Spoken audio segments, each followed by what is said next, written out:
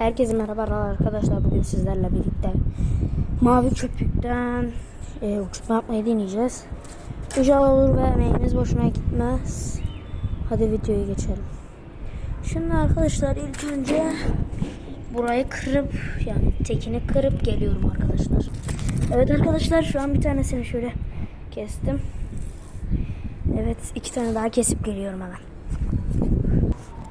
Evet arkadaşlar, şöyle 3 tane kestim, yaptım. Şöyle ipimle yanlarını bağladım. Şöyle duruyor.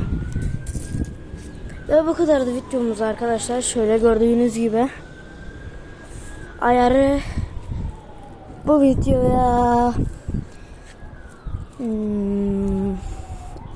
20 like gelirse ayarını da göstereceğim hepinize. Ve diğer yapımı da part 2'ye